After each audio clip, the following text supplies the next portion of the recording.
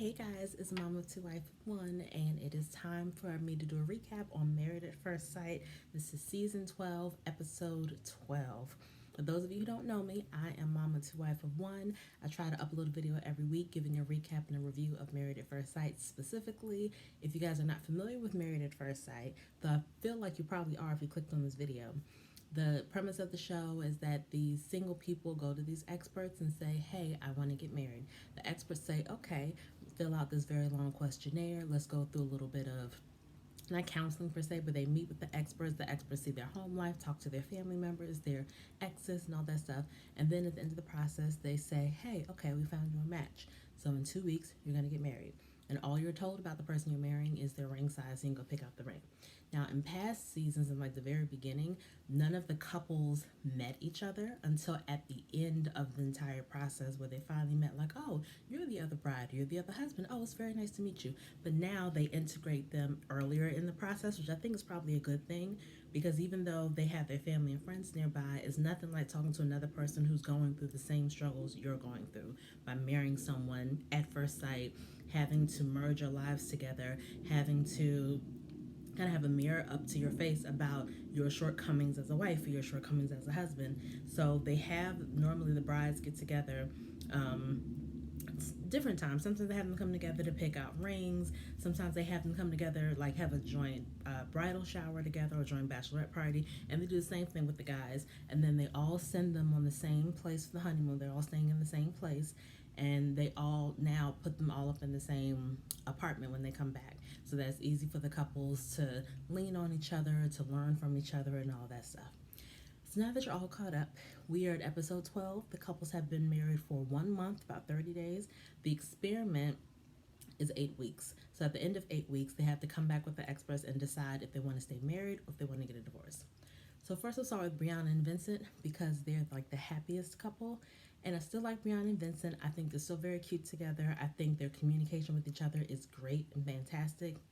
One thing that bothers me, I guess not about them specifically, but every season they have those one or two couples that seem really well, and they're the couple that everybody's rooting for.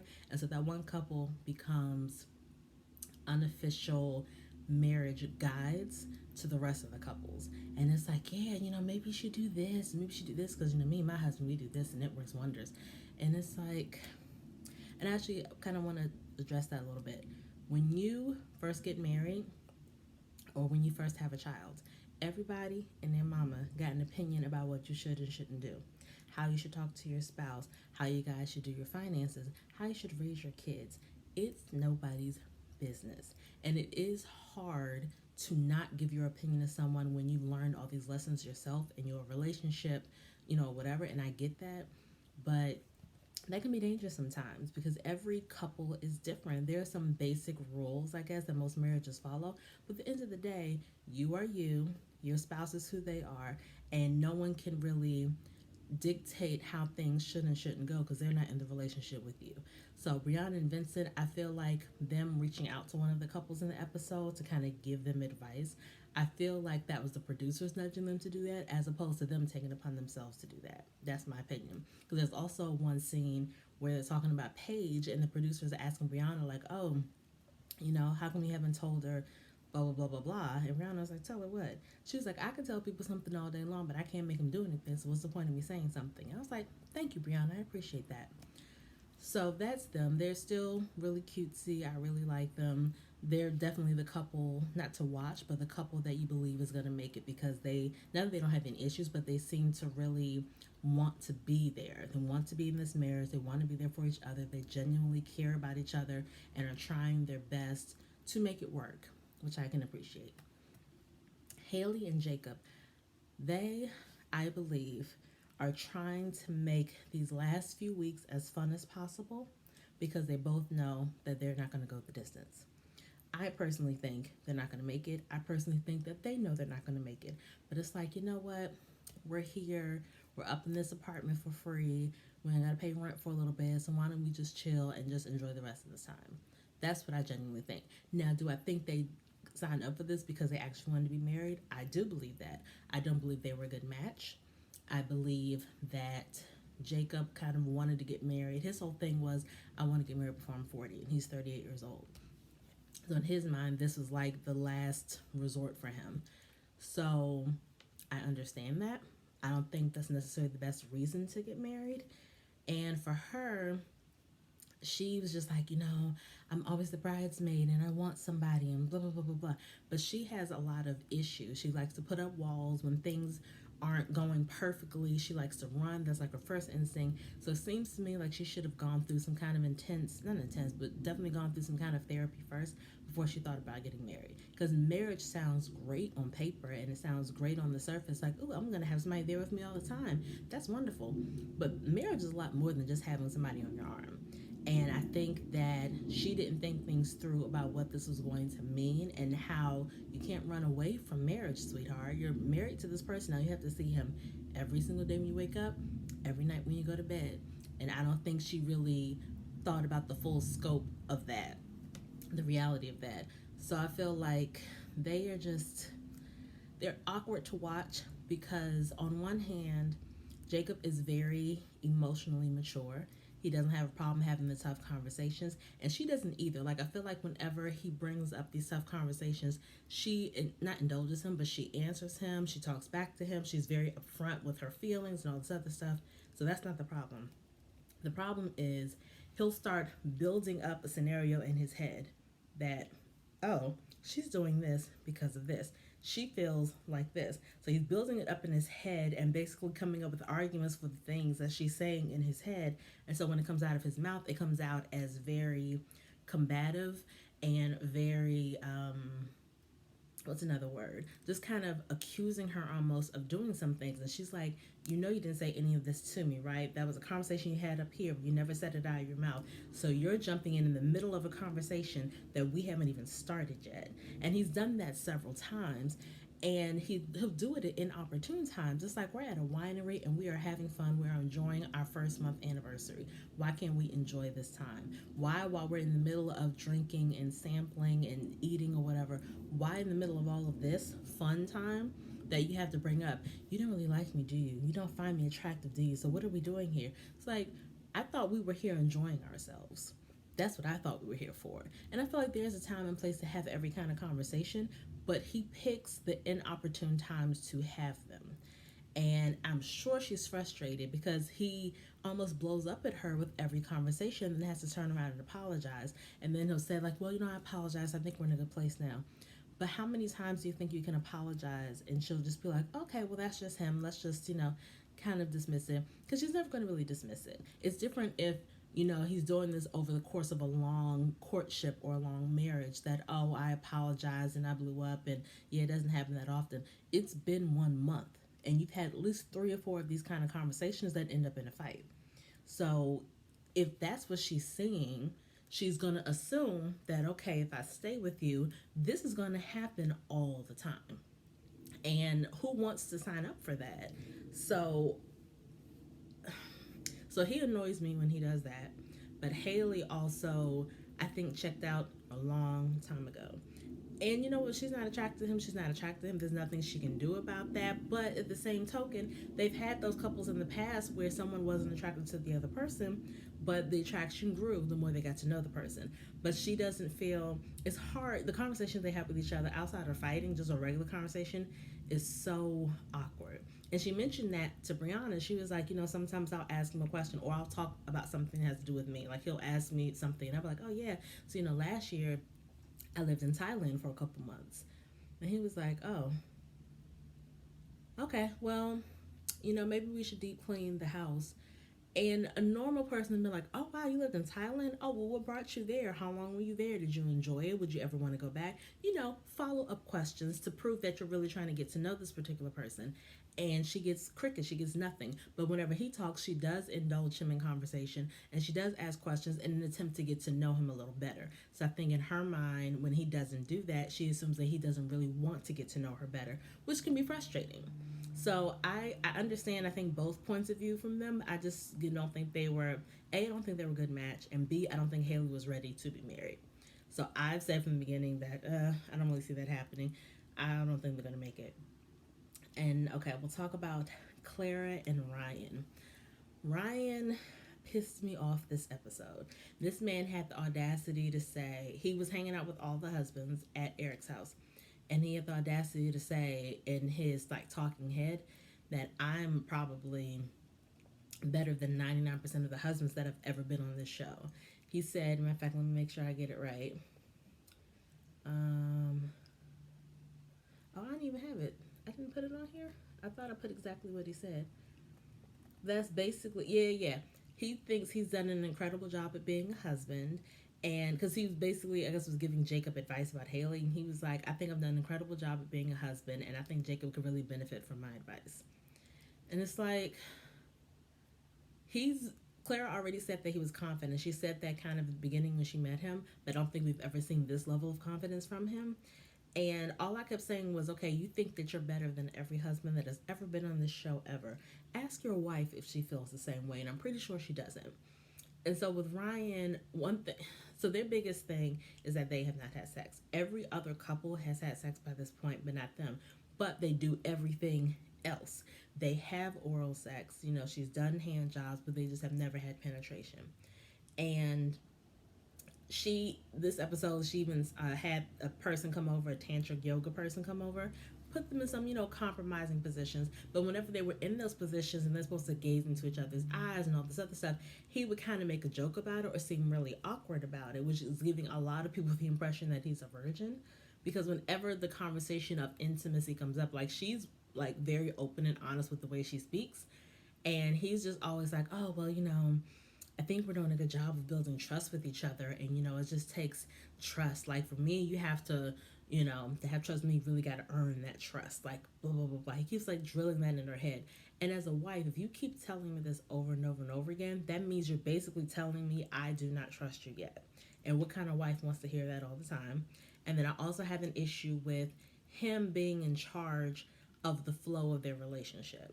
Relationship is two people. So the fact that you're setting the standard that we are definitely not doing this until I am comfortable is a little disconcerting, because how can you say you're doing this incredible job being a husband, but you're neglecting your wife?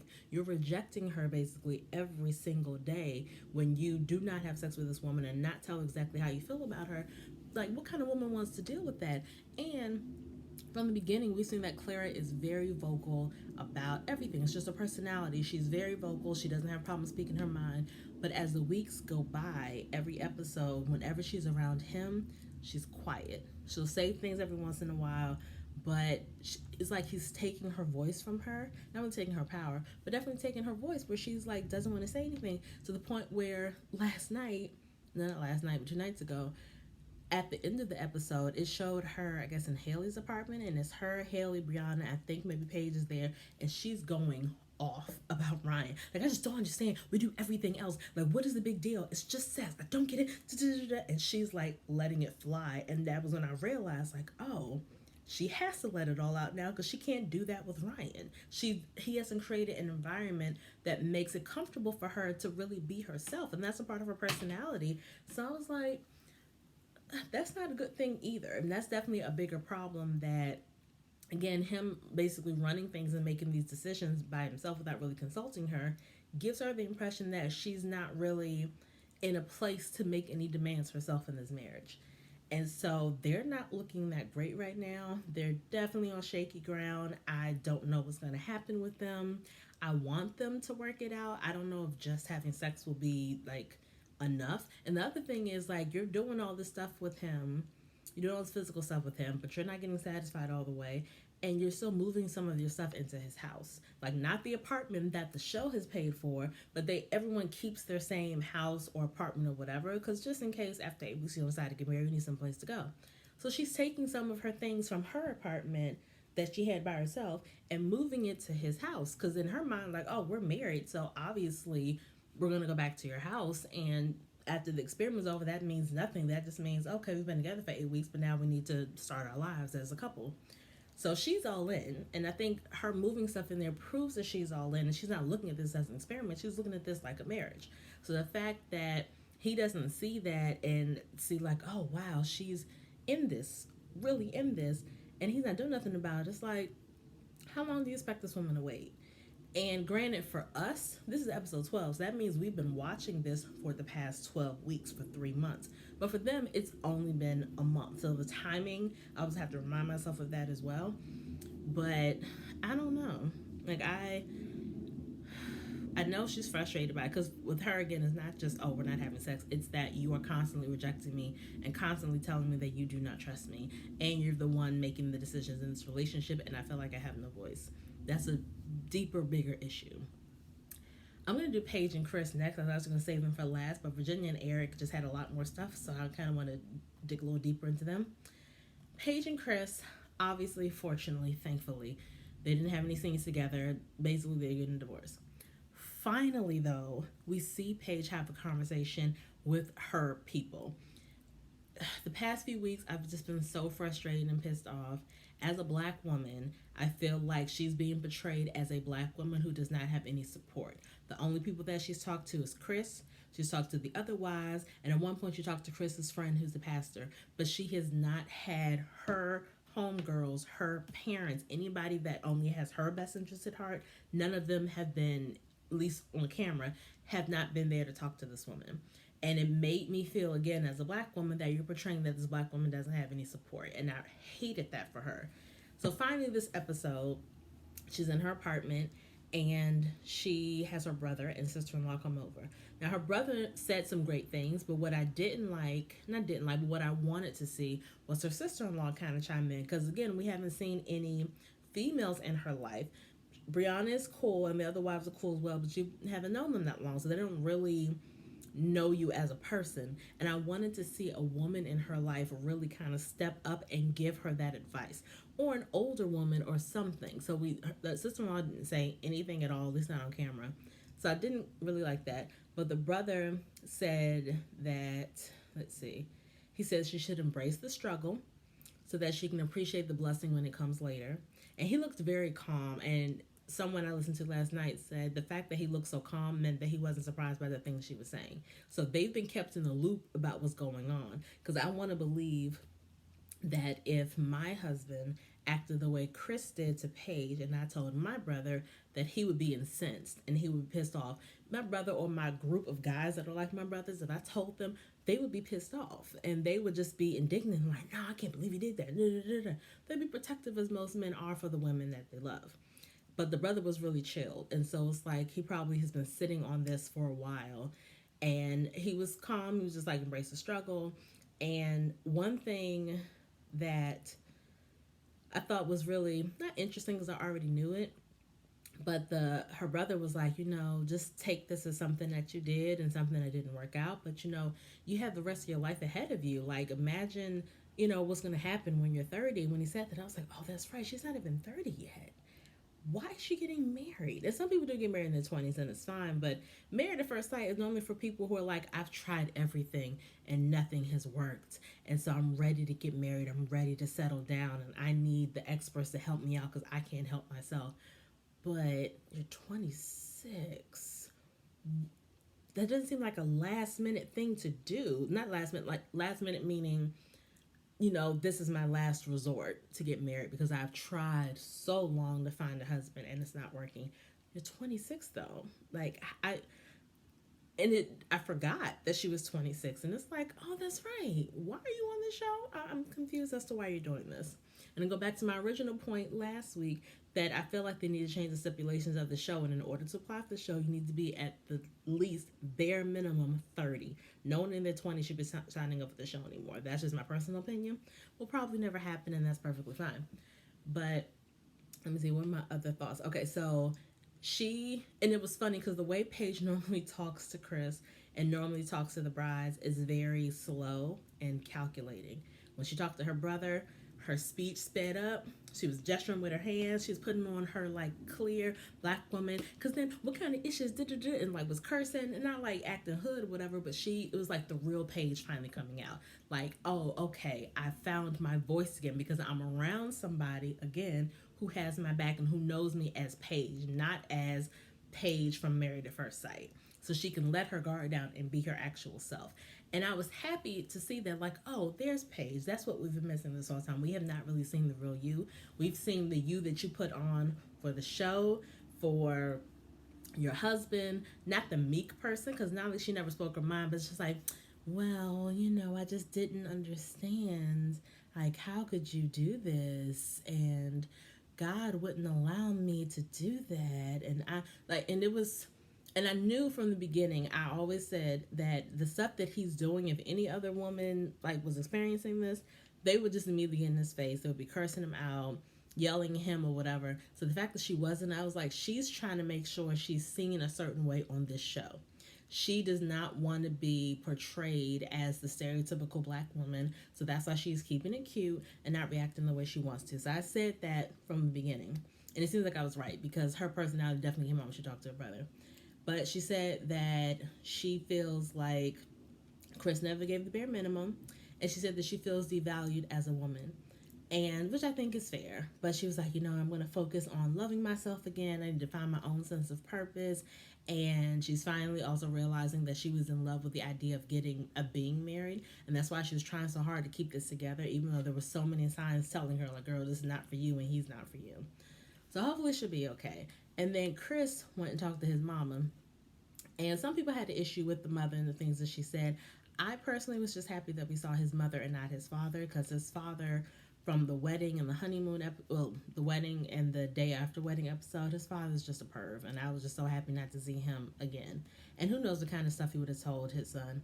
And the mother, one thing I did like that she said, he was like, first of all, I hate that he basically summed up their marriage with, or the end of their marriage with, well, she doesn't answer my calls and she doesn't call me, so we gotta get divorced. That's basically what it was, putting it all on page, that the reason this marriage is not working and not going anywhere is because this woman will not answer my calls and will not call me.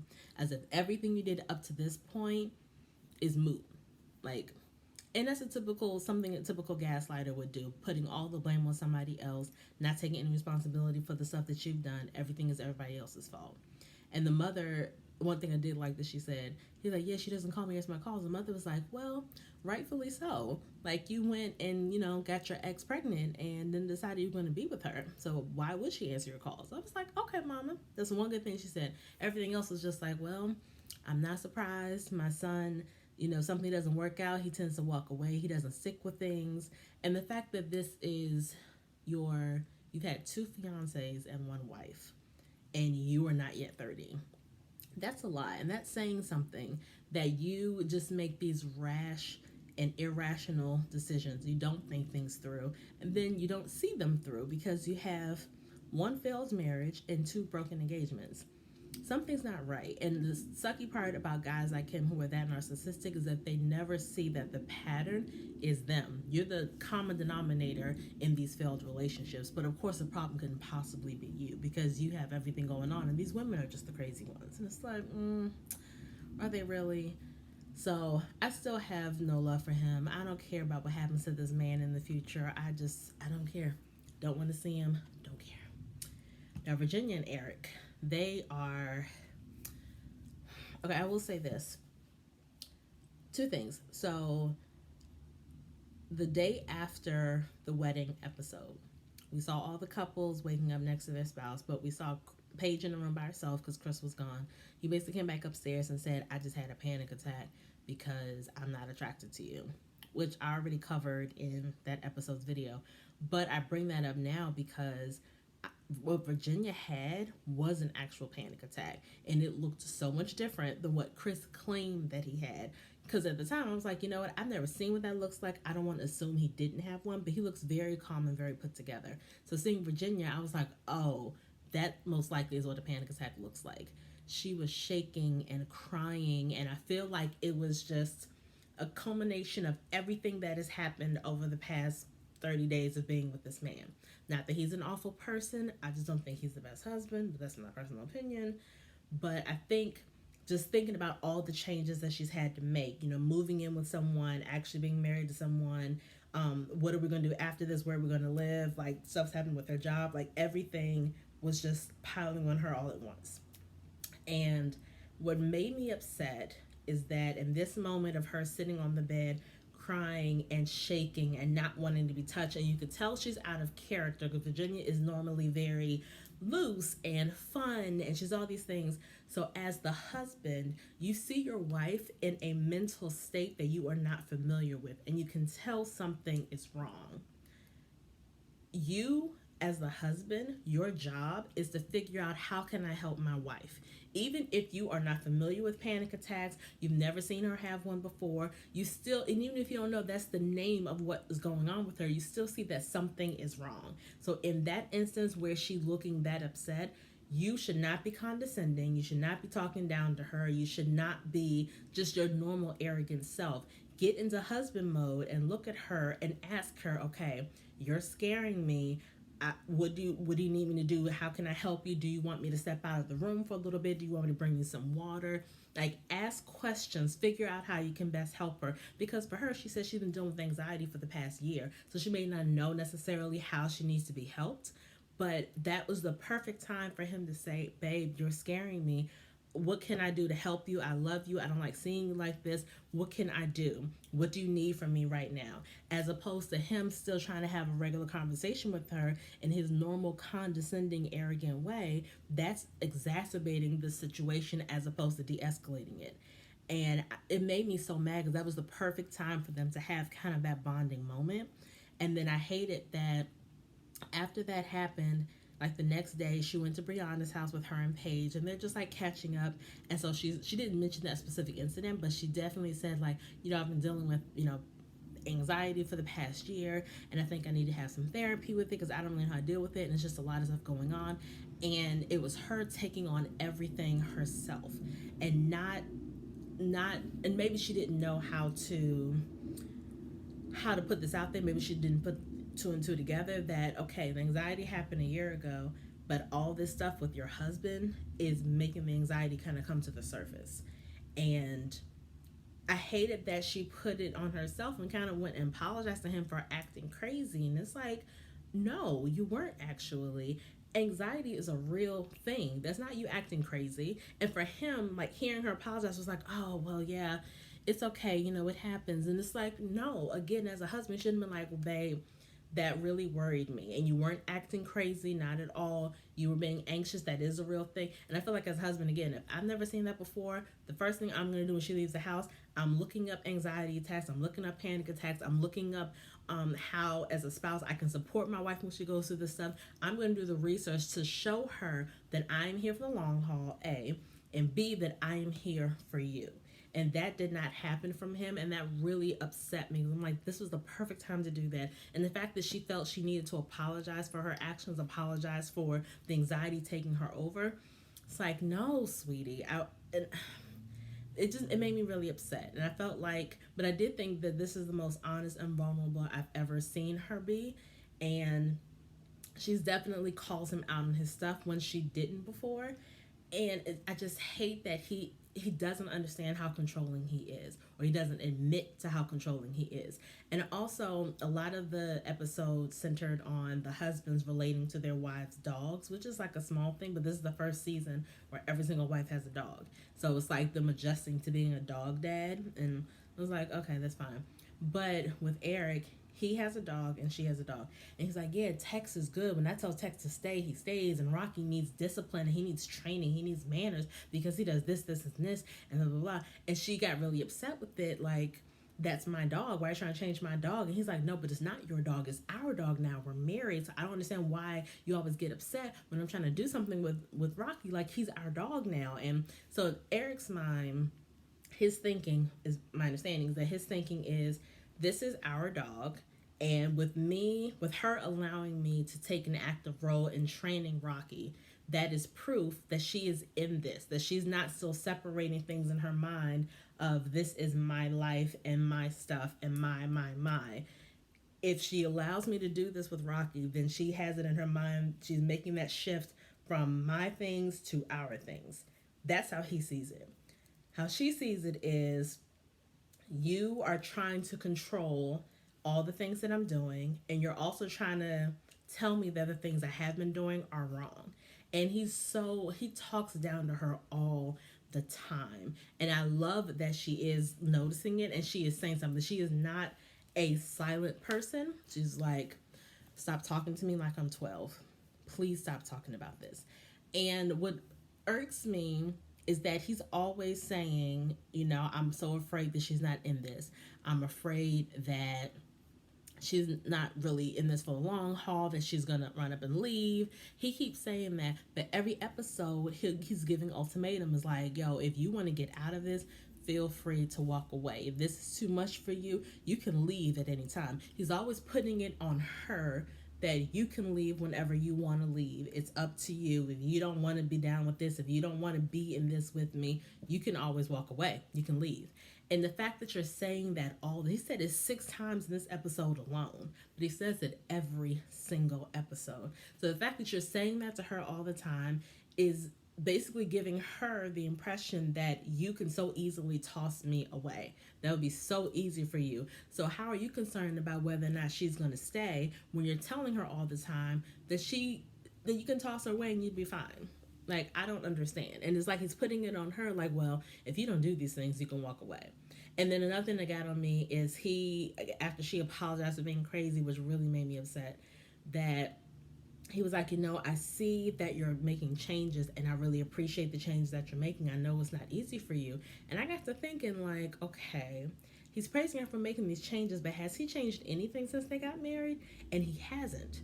Aside from moving into this apartment, nothing has changed for him. He hasn't made any kind of adjustments at all to being married to this woman, but he's expecting her to make all these changes to be with him. And then another thing that I was thinking about is that he was so set on training her dog Rocky, because this is the correlation I made. Him training Rocky to be a better dog was really him telling her, I'm also trying to train you to be a better wife. That's what I believe he was fully saying without actually saying it, that Rocky needs to act this way to be the best dog possible. I have what it takes. I have that military training to make sure that he's the kind of dog he needs to be. On the flip side, because I have been married before, obviously that makes me an expert, and so I can train you as well on how to be the kind of wife you need to be for me. Never mind the fact that he's not the kind of husband that she needs for her. So I hope that they don't make it. I don't know if they will or not. I hope if they do make it that she sticks to her guns and doesn't move in with him at his house. Because that just wouldn't be a good thing at all. She needs to not even maintain her space, but she's like, I don't want to move to your house. We need a place together. And he keeps saying, okay, but I own and it takes a while. And she's like, okay, that's fine, but I'm not going to be comfortable at your house. I feel like I'm walking on eggshells. It's your space. It's not our space. I'm going to feel uncomfortable with because she has like a couple dogs and a cat. So like, I'm going to be uncomfortable because you don't like a lot of mess. You don't like a lot of chaos. I don't want to bring that to your space because I'm just going to feel uncomfortable the whole time.